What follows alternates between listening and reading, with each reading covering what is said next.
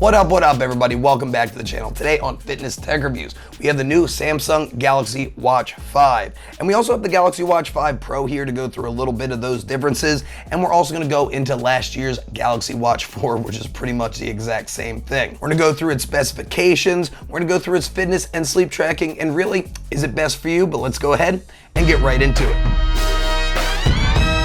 First thing is that display. It's pretty much the same exact display from last year, a 1.4-inch Super AMOLED display with a 321 pixels per inch density, so it's very bright even in sunlight, and it's also got a lot of great animations you can use on them as well for watch faces, but that will kill the battery a little bit. It has always on functionality, again will kill the battery a little bit as well, with two physical buttons that can be remappable. You can do double taps and holding on them to go in between things like Samsung's Bixby. You can also use Google Assistant as well. Samsung Bixby a little bit better, go through the user interface of the watch, but of course Google Assistant, the better overall assistant. Also, you can go in with Samsung Pay or Google Pay. With those Google apps, you will need to update it through the Play Store on the actual Wear OS itself. And after that is all updated, then you're able to remap your buttons. This is using the Google Wear 3.5 with the One UI skin on top 4.5.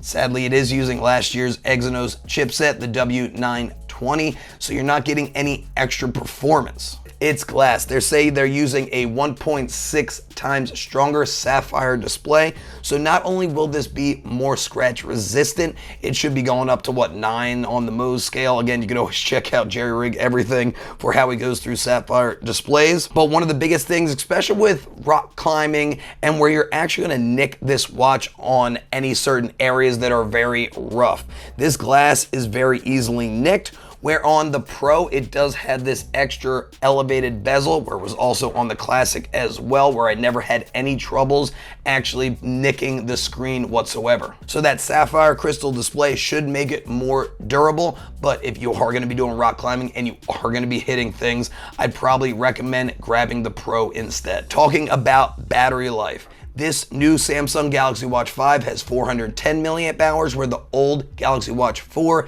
had 361 milliamp hours. So those extra 50 milliamp hours do go a fair distance with my testing.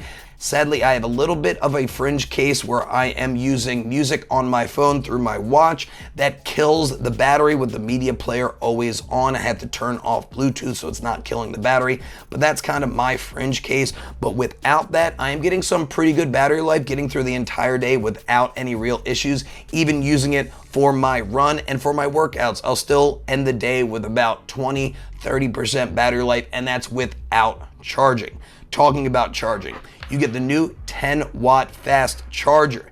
This is great. If you're plugging in for just 30 minutes at a time, you can get an extra 30-40%. They say you can get 45% from 0 to 45 in 30 minutes, and through my testing, that's about right. And they say through 8 minutes of charging, you can get a full night's sleep, which again, I agree. So you can get some good sleep tracking as well. We'll get into that in the sleep tracking. The only thing you could say is kind of disappointing is it does come with a USB-C connection, and it doesn't come with a brick. I mean, I'm always down for USB-C everything, but you do have to have a USB-C brick, or you have to be able to plug it into a laptop or something that has USB-C to get the full 10 watts of charging. If you have the old 5-watt charger, that will charge as well, no problem, but of course it will not charge as fast. So with battery life, if you have the opportunity to charge it twice a day, like 30 minutes at a time, whether when you're taking a shower, going to the bathroom, or even on a drive, this can have a perpetual battery, but again, you will have to kind of time it around your charging. But if you do have trouble charging, there is a much bigger 590 milliamp hour on the Galaxy 5 Pro, so you can even get 2 full days if you aren't using the always on and all of that. So that is one of the bigger things with the Pro that you do not get with the regular 5. This still has the IP68 water resistance, so you can go on a swim with this, and it does pretty decent swim tracking as well with that. It is compatible with many 20mm bands, and they are all replaceable. The standard band it comes with is this magnetic band, and it's a pretty good band, probably not best for fitness or if you're gonna be using a laptop for a good amount of time, as it's gonna put a good amount of pressure on the bottom of your wrist. I ended up trying out some different bands from Samsung, like their fabric band and their, I forget exactly what it was called, I think their athletic band, and I was a big fan of the athletic band. The fabric band, on the other case, it was decent, but $35 is very expensive. I had a fabric band that I used for my Galaxy Watch 4 that is pretty much the exact same thing and worked the exact same way, and it was for much cheaper, but this is a great band as well, and you'll be able to move it up and down your wrist, especially if you're gonna be focusing on some wrist tan lines, so you move it up and down, so that's not a problem. It does have Bluetooth's newest 5.2, so there is gonna be a little extra functionality with that, but nothing really you're gonna see.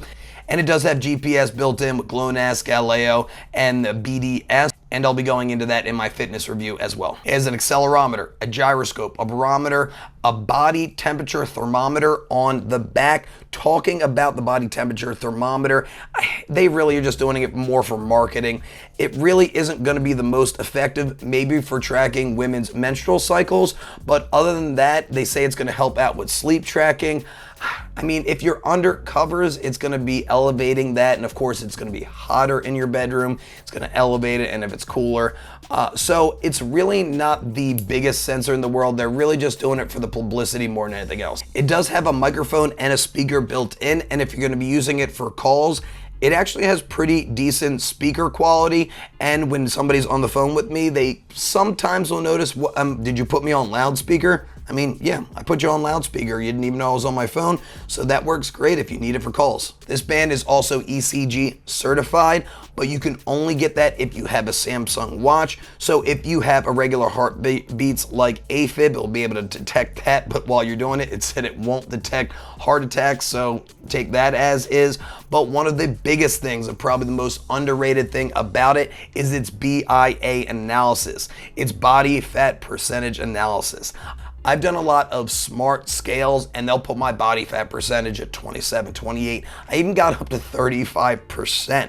On this band, they got me at 23%, which was closer than any of my smart scales. I mean, my body fat percentage currently is about 18, 17%, probably something like that, but that is by far way better than any of the smart scales. So you're getting a very advanced smart scale feature within this as well, and I think that's very underrated. Also, this band does come with blood pressure monitoring as well. Sadly, I'm in the United States and we do not currently have blood pressure monitoring on the watch itself, but you can monitor it through the app. We'll get in the app in a little bit. If you're getting a lot of great information from this video, please smash that like button. That's going to help out with the YouTube algorithm to help push it out to more people and help me grow my channel. Before we get into the fitness and sleep tracking, I would definitely recommend you guys to look at the Quantified Scientist review on this band. He does a very in-depth analysis on fitness and sleep tracking. I'll be linking his channel down below. There are two different apps with the Galaxy Watch, so we will need to go into Samsung Health for that. And when you go to its main screen, this has all of your metrics built right here, and we want to go into exercise. When I go into that, I went into my other workout. And the biggest thing, especially using this band, it isn't very flexible. So within wrist flexion, you'll see that dip. As you can tell, I dipped down to about 129, 137, pretty low, and my whoop right over here, it didn't detect that because it has a very flexible band. So I would definitely recommend getting a more flexible band, whether even something like the Sport Band, which I did not use, but I used it for other workouts, which was better, or I'd even recommend using one of the fabric bands that is going to be a little bit more stretchy. But overall, it did get the heights of my heart rate and overall heart rate pretty good. But during my run, I saw it a lot better. During my run, again, I did a little bit over a 5K. This was with GPS. Talking about that GPS, it bounced around a little bit here and there. I was on the same side of the road and it bounced around. I saw that in my pace, but if you're going to be using the GPS on your phone, you will see a more accurate GPS reading. And going into the rest of my run here, you can check out multiple things: pace, elevation. Elevation wasn't that great as I kind of started and stopped at the same area, so that wasn't the most accurate, but you check out your cadence. But my heart rate did awesome. Again, my whoop right over here, it did great as far as tracking my heart rate. And other than that, it goes over your heart rate zones, how your heart rate recovered. It goes into your laps and then improving your running from there. So this is a great run tracker. And if you do runs at about the same pace using GPS for 25 or more minutes, that's why I did over 25 minutes, you can also get a VO2 max score. I guess around 45% age range, that's about right. I'm not really a runner, so I would guess to say that is fairly common, and then a little bit more statistics on that way down. Now let's go into our sleep tracking. I'm pretty impressed with its sleep tracking and how it went. It goes into different sleep stages here at the bottom, and it detects if you snore, which is always interesting. So if you snore, you'd be able to hit this play button. Not really the loudest snorer that particular night, but it is actually using the microphone on your watch for that, where in the Watch 4, it only detected if you had your phone nearby. But then it also gives you a little bit of a sleep score, which is great. It's always great to gamify that stuff. And you could drop down to your other days. Again, I was in bed for about 8 hours, but around 53 of those minutes were awake. Again, my Whoop right over here, but overall, decent sleep tracking. And again, the only way you're really going to get sleep tracking out of this band if you know when you are charging your watch. And if you're not able to charge your watch a lot, you're probably not going to get a lot of sleep tracking, and you'll need to charge it while you sleep. Some other things, of course, it has its body fat composition right here. You track your water, your stress levels, your blood oxygen, and they even have some fitness things. I have a whole entire breakdown on a video I'll link down below. And then, of course, it has its other app as well. This is the Galaxy Wearable app. This is when you go into the settings of your watch faces. You can change out your app screens. That's where my Play Store is. And then you can also go into your tiles. And then this is where you get the watch settings and go into advanced features. And that's why I have double press on the Google Wallet. Press and hold is on my Google Assistant. And that's all built right on into this. So this is where you get into the nitty gritty of the settings on the watch. But you actually can do the vast majority of this on the watch itself. And of course, with its bright screen, it's not that hard to move around on. So what are my overall thoughts and recommendations with this band? This is a great band. $279 is pretty decent. The new Fitbits will be coming out with the Versa 4 and the Sense 2. That will be very comparable to this. And of course, Fitbit and Google are partnered together. But if you are looking to upgrade from the 4, don't do it. Don't do it from the 4. They're pretty much the exact same watch, just all you're getting is the extra 10-watt fast charging, a little bit extra of a battery, and then you have the sapphire crystal. And also you do get the body temperature sensor as well, but other than that, it does have the same chip on it, the same RAM. So you're really not going to see that big of a difference between the 4 and the 5, so I really wouldn't upgrade.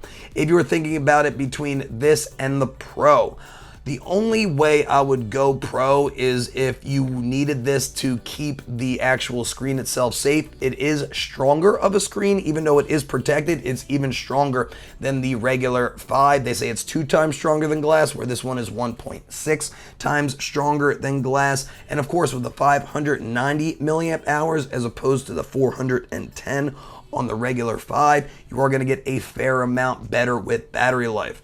But as you can tell pretty much from this angle, it is a little bit thicker, a little bit extra of a lip on top, and it's really not that much heavier, to be perfectly honest. So that is great. It is using titanium, a little bit lighter of a metal, so that's great, but it is going to be a little bit thicker on your wrist, especially if you have smaller wrists. But overall, if you're looking for a decent fitness tracker, pretty decent sleep tracker, but a great smartwatch, this is going to be great for you. And if you have your Samsung phone with you, it's pretty much a no-brainer. If you do not have a Samsung, it's a little bit more questionable, as you do not get the ECG or you do not get the BIA, and if you're outside the US, you will not get blood pressure either. Well, hopefully this video was helpful for you guys. If it was, please smash that like button. If it was really helpful, make sure you subscribe to the channel, hit that notification bell, as you'll be one of the first ones to know when my newest video comes out. I'm going to be doing a little bit of a deeper dive on the verses between 2 of these, so that video will be coming out soon. And if you'd like to buy any of these watches I've talked about in this video, I'll be linking Amazon down below. And if you purchase through my link, a little bit of that purchase is going to help me grow my channel. But as always, stay happy, stay healthy, and above all, stay positive. I'll see you guys in the next one. Bye.